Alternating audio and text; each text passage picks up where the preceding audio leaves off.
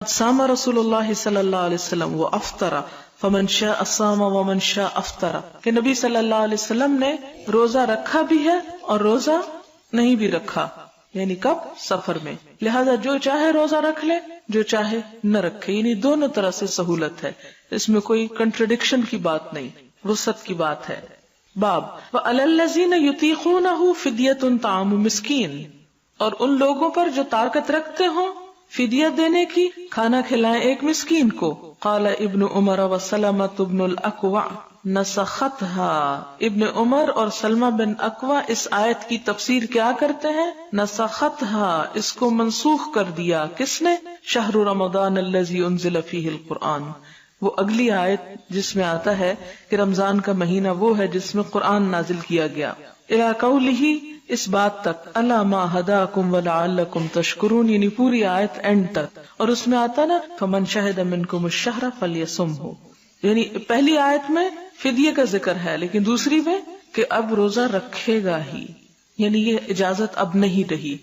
وقال ابن نمیر حدثنا الاعمش حدثنا عمرو بن مرة حدثنا ابن ابی لیلى حدثنا اصحاب محمد صلی اللہ علیہ وسلم،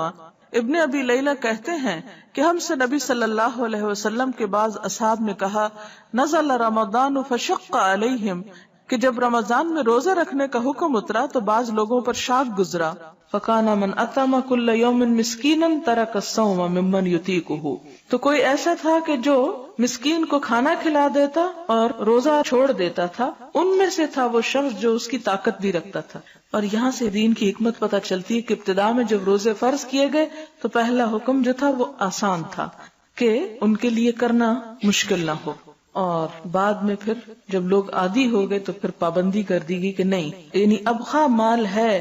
اور طاقت بھی ہے تو اس صورت میں روزہ ہی رکھنا ہوگا، فدیے کی رخصت اب باقی نہیں رہی۔ فَكَانَ مَنْ أَطْعَمَ كُلَّ يَوْمٍ مِسْكِينًا تَرَكَ الصَّوْمَ مِمَّنْ يُطِيقُهُ وَرُخِّصَ لَهُمْ فِي ذَلِكَ، ان کو اس کی رخصت دی گئی، فَنَسَخَتْهَا، تو نسخ کر دیا اس آیت کو، وَأَن تَصُومُوا خَيْرٌ لَكُمْ، اور یہ کہ تم روزے رکھو تمہارے حق میں اچھا ہے، فَأُمِرُوا بِالصَّوْمِ، تو لوگوں کو روزہ رکھنے کا حکم دے دیا گیا۔ اور وہ آیت بھی کہ فَمَنْ شَهِدَ مِنْكُمُ الشَّهْرَ فَلْيَصُمْهُ، اس سے روزہ واجب ہو گیا۔ حدثنا غیاث حدثنا عبد الاعلی حدثنا عبید اللہ عن نافع عن ابن عمر رضی اللہ عنہما قرأ فدیۃ طعام مسکین قال ہی منسوخۃ، کہ حضرت ابن عمر نے جب یہ آیت پڑھی تو اس کی تفسیر کیسے کی کہ منسوخ ہے یہ آیت۔ باب متى يقضى قضاء رمضان، رمضان کے روزے کب قضا رکھے جائیں۔ وقال ابن عباس لا بأس ان يفرق لقول اللہ تعالی، کوئی حرج نہیں کہ وہ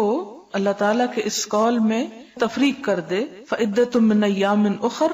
کہ دوسرے دنوں کی گنتی پوری کرے، یعنی یفرق کا مطلب ہے جدا جدا کر کے رکھے، الگ الگ کر کے رکھے، یعنی ایک سٹریچ میں قضا لازم نہیں۔ مثلا آپ نے پیریڈز کی وجہ سے رمضان کے 6 روزے مس کر دیے، اب آپ رمضان کے بعد رکھنا چاہتے ہیں، تو کیا یہ لازم ہے کہ 6 ایک ہی سٹریچ میں رکھیں یا ان میں تفریق کر دیں، فرق کر دیں؟ تو آپ اس میں فرق کر سکتے ہیں، ایک مہینے میں بھی ایک روزہ رکھ سکتے ہیں۔ فعدۃ من ایام اخر، وقال سعید بن المسیب، اور سعید بن مسیب کہتے ہیں فی صوم العشر لا يصلح حتى يبدأ برمضان، اور ذو الحج کے 10 نفل روزے کے بارے میں کہتے ہیں یوم العشر کہ لا يصلح، اس کے لیے درست نہیں، حتى يبدأ برمضان، یہاں تک کہ رمضان سے ابتدا کرے،